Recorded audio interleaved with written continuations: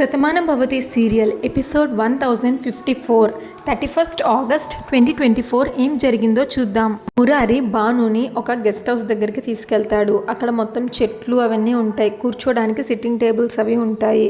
అక్కడికి తీసుకెళ్ళి మురారి భానుతో నిన్ను ఇక్కడికి ఎందుకు తీసుకొచ్చాను అని అనుకుంటున్నావా రాధా?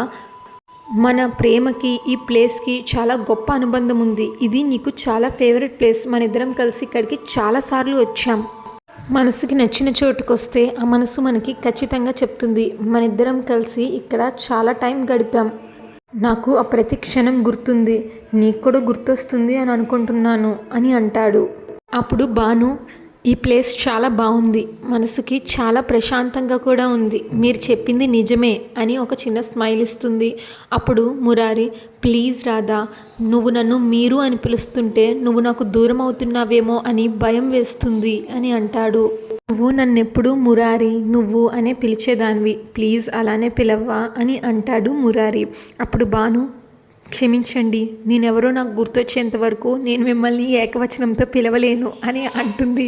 నాకు గతం గుర్తొచ్చేంత వరకు నేను మీతో చనువుగా ఉండి మాట్లాడలేను అని అంటుంది భాను. మురారి భానుతో ఇలా అంటాడు, ఈ పరిసరాల్ని బాగా గమనించు రాధా. మనమిద్దరం ఇక్కడికి వచ్చినప్పుడు నువ్వు నాకెంతో ఇష్టమైన స్వీట్ తీసుకుని వచ్చావు, అది కూడా నువ్వే చేసి తీసుకొచ్చావు, నీ చేత్తో నువ్వు నాకు తినిపించావు. ఆ క్షణం ఇప్పటికీ నా కళ్ళ ముందు మెదులుతూనే ఉంది. ఆ అనుభవాలను గుర్తు చేసుకుంటున్నప్పుడు మన ప్రేమ ఎంత గొప్పగా ఉండేదో అనిపిస్తుంది. భానుకి ఏం గుర్తుకు రాకపోవడంతో మురారి కళ్ళల్లో నీళ్లు తిరుగుతాయి. మురారి తన గతాన్ని గుర్తు చేసుకుంటాడు. మురారి ఆ చెట్టు కింద నుంచొని ఉన్నప్పుడు రాధ మెల్లగా వస్తుంది.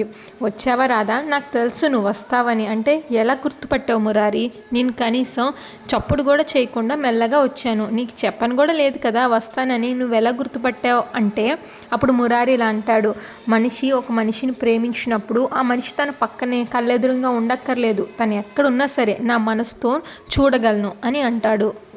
నువ్వు నాకు దగ్గర అవుతున్నప్పుడు ప్రకృతి నాకు చెప్తుంది, శబ్దం అవసరం లేదు, నా మనసు నాకు చెప్తుంది, ఆ గాలిలో పరిమళం మారిపోతుంది అని అంటాడు. నీ మనసులో ఉన్న వ్యక్తి నీ కోసం వచ్చింది అని ప్రకృతి నాకు చెప్తుంది అని అంటాడు. అప్పుడు రాధ, అబ్బో, ప్రకృతిలో ఉండంగా కవిత్వాలు బాగానే వస్తున్నాయి అని అంటుంది రాధ. ఇది ప్రకృతి మహత్యం కాదు రాధా, ప్రేమ మహత్యం అని అంటాడు. ఇంకా రాధ తన కోసం సేమియా పాయసం తీసుకొచ్చింది చూసి ఇద్దరు కలిసి తింటారు. అప్పుడు వాళ్ళిద్దరూ ఒకరికొకరు తినిపించుకోవడం, ప్రేమ గొప్పతనం గురించి చెప్పుకుంటారు. అవన్నీ భానుకి చెప్తాడు మురారి. అవన్నీ నాకు ఇప్పటికీ నా కళ్ళ ముందు మెదులుతానే ఉన్నాయి, ఆ మాటలు ఇప్పటికీ నాకు వినిపిస్తానే ఉన్నాయి. ఆ రోజు నువ్వు నన్ను చూసిన చూపు నాకు ఇప్పటికీ గుర్తుంది, నీకు గుర్తొచ్చిందా రాధా అని భాను మీద చేయబోతే భాను ఒక్కసారిగా పక్కకి జరుగుతుంది.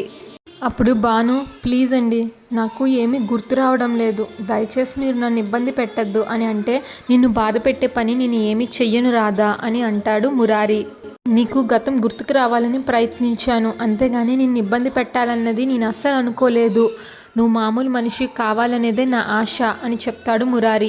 అప్పుడు భాను ఏడుస్తుంది, నేను మిమ్మల్ని క్షమించమని అడగాలో లేకపోతే మీరు చేస్తున్న ప్రయత్నానికి కృతజ్ఞతలు చెప్పాలో నాకేమీ అర్థం కావట్లేదు, కానీ నా దురదృష్టం ఏంటంటే మీరు ఎంత ప్రయత్నం చేస్తున్నా కూడా నాకు ఏది గుర్తు రావటం లేదు అని ఏడుస్తుంది. ఇంకా వాసుదేవరావు అలా దిగులుగా బాల్కనీలో నించొని ఉంటాడు. అప్పుడు పార్దు అక్కడికి వచ్చి, నాన్న, మీరు నా మీద కోపంగా ఉన్నారని నాకు తెలుసు, కానీ అది మీ ఆరోగ్యం మీద ప్రభావం చూపించకూడదు కదా, ఈ ట్యాబ్లెట్స్ వేసుకోండి అని అంటే వాసుదేవరావు ఆ ట్యాబ్లెట్స్ అటు ఇటు చూసి, నాకు ఈ ట్యాబ్లెట్స్ అక్కర్లేదు, నా ఆరోగ్యం గురించి నాకు దిగులు లేదు, నా మనసులో వేరే బాధ ఉంది, ఆ బాధని నువ్వు తీర్చలేవు అని వాసు అంటే అప్పుడు పార్దు, నాకు తెలుసు నాన్న, భాను తిరిగి వచ్చేంత వరకు మీ మనసులో బాధ తీరదని నాకు తెలుసు, భాను ఇక్కడ ఉన్నప్పుడు మీ ఆరోగ్యం గురించి ఎన్నో జాగ్రత్తలు తీసుకునేది, టైం ప్రకారం ట్యాబ్లెట్స్ తీసుకొచ్చి తనే ఇచ్చేది, మీరు మర్చిపోయినా భాను మాత్రం మర్చిపోయేది కాదు, నాకు తెలుసు నాన్న, భాను మనకి దూరం అయిపోదు, ఖచ్చితంగా తిరిగి వస్తుంది, మరి తను తిరిగి వచ్చే సమయానికి మీరు ఆరోగ్యంగా ఉండాలి కదా, సంతోషంగా నవ్వుతూ ఎదురు వెళ్ళాలి కదా, అలా వెళ్ళాలి అంటే మీరు ఇప్పుడు ఈ ట్యాబ్లెట్స్ వేసుకోవాలి అని అంటాడు పార్దు. దానికి వాసుదేవరావు ఒక నవ్వు నవ్వి, సంతోషం ఎప్పుడుందిరా సంతోషం, సంతోషం అన్న పదానికి అర్థాన్నే మర్చిపోయాను, చిన్నప్పుడు నువ్వు చేసిన పని వల్ల. అప్పుడే సంతోషం పోయింది. తర్వాత ఎన్నో ఏళ్ళకి సంతోషం వచ్చింది. ఆ సంతోషం నా కూతురు వల్ల వచ్చింది. తను అన్నింటినీ చక్కదిద్దింది. మళ్ళీ ఆ సంతోషం ఇవాళ పోయింది. ఇంక ఎక్కడుందిరా సంతోషం అనేది అని అంటాడు వాసు. అప్పుడు పార్దు, తెలుసు నాన్న, చిన్నప్పుడు నేను ఇంట్లో నుంచి పారిపోయినప్పుడు నిజంగా నేను శిక్ష అనుభవించలేదు. జరిగిన దానికి నేను భయపడి పారిపోయాను. కానీ డాడా లాంటి ఒక దేవుడు దొరికి గతాన్ని మర్చిపోయి భవిష్యత్తు మొత్తం ఆనందంగానే గడిపాను. చాందినిని ప్రేమించాక, తను అత్తయ్య కూతురు అని తెలిసాక ఏం చేయాలో తెలియని పరిస్థితుల్లో ఉన్నప్పుడు అప్పుడు భాను నా దగ్గరికి వచ్చింది. ఆ రోజు జరిగిన దానికి ఇదే పరిష్కారం.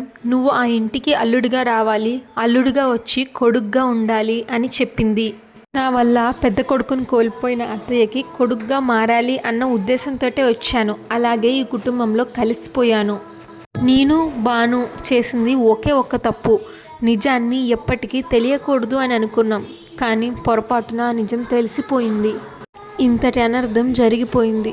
ఇవన్నీ నేను ముందే ఊహించుంటే ఆ రోజు ఆటలో రాము గుండెల మీద తన్నేవాడినే కాదు, వాడి ప్రాణం పోవడానికి కారణమయ్యేవాడిని కాదు, నా స్నేహితుడిని కోల్పోయేవాడిని కాదు, చిన్నప్పుడే తల్లిదండ్రులకి దూరంగా వెళ్ళిపోయేవాడిని కాదు, అమ్మని నిన్ను ఇంత బాధ పెట్టేవాడిని కాదు అని అంటాడు పార్దు. తల్లిని చివరి చూపు కూడా నోచుకోలేని కొడుగ్గా మిగిలిపోయేవాడిని కాదు. ఇప్పుడు నేను గతాన్ని వెనక్కి తీసుకురాలేను. ఎన్ని మాటలు చెప్పినా అది ఓదార్పే అవుతుంది, కానీ గతం మాత్రం మారదు. అర్థం చేసుకోండి నాన్న అని అంటాడు పార్దు. అప్పుడు వాసు, నువ్వే చెప్పావు కదా గతాన్ని వెనక్కి తీసుకురాలేను అని. ఎవరి కోసం కూడా కాలం ఒక్క క్షణం కూడా ఆగదు. ప్రపంచమే మునిగిపోతున్నా కాలం మాత్రం తన పని తను చేసుకుంటూ పోతుంది. జరిగింది మొత్తం కాలగర్భంలో కలిసిపోతుంది. కానీ జరిగిపోయిన గతం మాత్రం ఎప్పటికీ తిరిగి రాదు. ఆ గతంలోని జ్ఞాపకాలు కొంతమందికి మధుర స్మృతులుగా, కొంతమందికి మర్చిపోలేని గాయాలుగా మిగులుతాయి. ఇప్పుడు నా పరిస్థితి అది. ఆ గాయాల్ని నేను మర్చిపోలేను.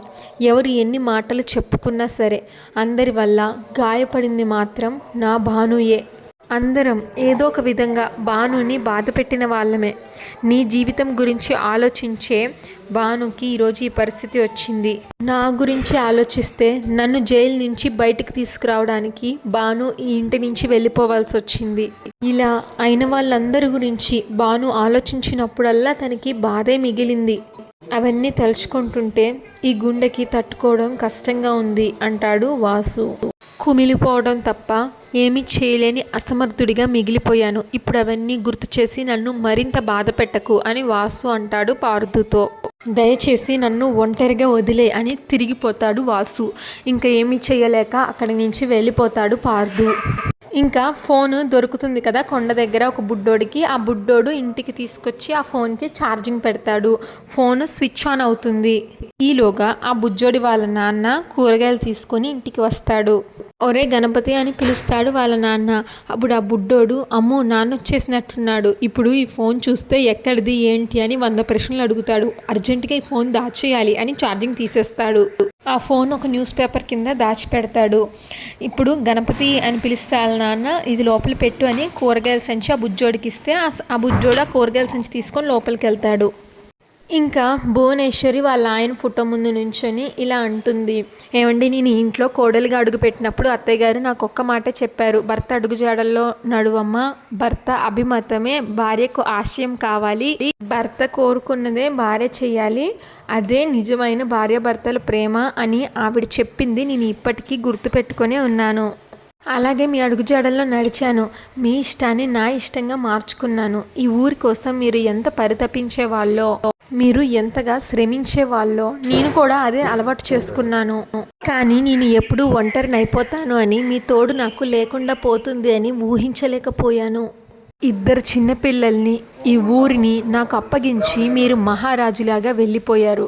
కానీ మీ ఆశయం ఎప్పటికీ కనుమరుగవ్వనివ్వకూడదు అని, మీరు కోరుకున్నది ఎప్పటికీ ఒక కలగా మిగిలిపోకూడదు అని ఈ ఆశయాన్ని నిర్వర్తిస్తూనే ఈ కుటుంబాన్ని చూసుకుంటున్నాను, ఈ ఊరిని చూసుకుంటున్నాను. ఎన్ని సమస్యలు ఎదురైనా పిల్లలకి మాత్రం ఏ సమస్య రాకూడదు అని కళ్ళల్లో పెట్టుకుని పెంచాను. వాళ్ళు సంతోషంగా ఉంటేనే ఈ ఇల్లు ఆనందంగా ఉంటుంది. దానికోసం అనుక్షణం తపించాను అని చెప్తూ ఉండగా ఈలోగా భాను అటువైపుగా వెళ్ళి చూస్తుంది భువనేశ్వరిని.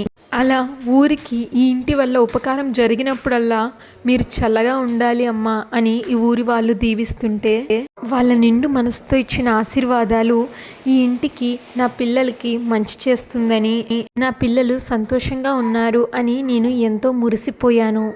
చేసిన ఉపకారం ఎక్కడికి పోదు భువన అని మీరు చెప్పిన మాటలు నాకు ఇప్పటికీ గుర్తున్నాయండి. నాకు తెలిసి ఈ ఊర్లో ఎలాంటి పొరపాటు జరగలేదు, ఎవ్వరికి ఏ అన్యాయం చెయ్యలేదు. వీలైతే సాయం చేస్తున్నాము, లేదంటే మౌనంగా ఊరుకుంటున్నాము. కానీ ఒకరికి కన్నీరు పెట్టించే పని నేను ఎప్పుడు చేయలేదండి. కానీ ఏ పాపం శాపంగా మారిందో, నాకే తెలియకుండా జరిగిన ఏ పొరపాటు వల్ల నా కొడుకు జీవితానికి గ్రహపాటు వచ్చిందో నేను ఊహించలేకపోతున్నానండి. ఎవరి కన్నీళ్ళ వల్ల నా కన్నయ్యకు కన్నీళ్లు మిగులుతున్నాయో ఎంత ఆలోచించినా నాకు అర్థం కావట్లేదండి. వాడి బాధని నేను చూడలేకపోతున్నాను. మౌనంగా వాడి మనసులో ఎంత నరకాన్ని అనుభవిస్తున్నాడో ఈ అమ్మ మనసుకి తెలుస్తుందండి. వాడి కళ్ళల్లోకి సూటిగా చూసి మాట్లాడే పరిస్థితి కూడా ఇప్పుడు నా దగ్గర లేదు. మర్చిపో అని చెప్పటానికి కూడా అది మర్చిపోయే విషయం కాదు. వాడి జీవితం బాగుండాలని నేను కోరుకున్నాను. తన ప్రేమించిన మనిషితో వాడికి పెళ్లి చేస్తే ఈ ఇల్లు సంతోషంగా ఉంటుంది, పిల్ల పాపలతో ఒక పండగ వాతావరణం ఉంటుందని ఎన్నో ఊహించుకున్నాను.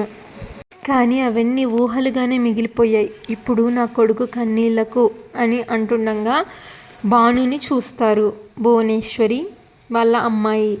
అప్పుడు భాను అక్కడికి వచ్చి ఇలా అంటుంది భువనేశ్వరితో, నన్ను క్షమించండి, మీ బాధ నేను అర్థం చేసుకోగలను. ఒక తల్లిగా మీ కొడుకు బాధపడడం మీరు భరించలేరు. మీ బాధ నాకు తెలుస్తుంది. కానీ నేను రాదను అని మీరు చెప్పడం తప్ప నేనే రాదను అని నాకు తెలియడం లేదు. నేనే రాదని అని నాకు తెలిసేంత వరకు మీరు చెప్పే మాటలు విని నేను రాధలాగా ఈ ఇంట్లో ప్రవర్తించలేకపోతున్నాను. మీ అబ్బాయి నా మీద చూపిస్తున్న ప్రేమ, నా గురించి ఆయన తీసుకుంటున్న జాగ్రత్తలు ప్రతిదీ నా మనసుకి తెలుస్తున్నా నేను మాత్రం అతనికి దగ్గరగా ఉండలేకపోతున్నాను, మనస్ఫూర్తిగా మాట్లాడలేకపోతున్నాను. దానికి కారణం కూడా ఉంది. నేను ఒక ఆడపిల్లని. నా గతం ఏంటో నాకు తెలియకుండా, నేనెవరినో నాకు తెలియకుండా, నా మనసులో ఎవరున్నారు అనేది నాకు తెలియకుండా నా భవిష్యత్తుని నేను నిర్ణయించుకోలేను. అందుకే నా సరిహద్దుని నేనే గీసుకున్నాను. ఇది మీ అందరినీ బాధ పెడుతుందని నాకెంతగా అనిపించినా ఆ గీత మాత్రం నేను దాటలేకపోతున్నాను. నేనేంటో నాకు తెలిసి, నా గతం ఏంటో నాకు గుర్తొచ్చేంత వరకు నేను ఇలా ఉండక తప్పని పరిస్థితి. దానివల్ల మీ అందరికీ బాధ కలుగుతుంది అని నాకు తెలిసినా నేనేమీ చేయలేని పరిస్థితుల్లో ఉన్నాను. దానికోసం మీ అందరూ నన్ను క్షమించాలి అని అంటుంది భాను. ఇంకా అంతటితో ఎపిసోడ్ పూర్తయిపోతుంది. ఇంకా నెక్స్ట్ ఎపిసోడ్ ప్రోమోలో భాను ఫోన్ సిగ్నల్ ట్రేస్ అవుతుంది. నేను ఇంకాసేపట్లో భానుని చూడబోతున్నానమ్మా అని ఆనందంగా కార్తిక్ వాళ్ళ అమ్మ ఊర్మిళతో ఫోన్ చేసి చెప్తాడు. ఊర్మిళ ఎంతో సంతోషిస్తుంది. అయితే బుడ్డోడు టెంపుల్కి వెళ్తాడు ఆ ఫోన్ తీసుకొని. అదే టెంపుల్కి భాను కూడా వస్తుంది. కార్తిక్, నీలిమ, పోలీసులు కూడా అదే టెంపుల్కి వస్తారు. మరి కార్తిక్ భానుని చూస్తాడా? అది మండే ఎపిసోడ్లోనే చూడాలి. రేపటి నుంచి బిగ్ బాస్ సీజన్ 8 స్టార్ట్ అవుతుంది కదా. మీలో బిగ్ బాస్ ప్రేక్షకులు ఎంతమంది ఉన్నారో నాకు కామెంట్స్లో చెప్పండి. బిగ్ బాస్ డైలీ ఎపిసోడ్స్ కూడా నా ఛానల్లో అప్లోడ్ చేస్తాను. మీరు మా ఛానల్కి కొత్తగా వచ్చినట్లయితే please subscribe to our channel.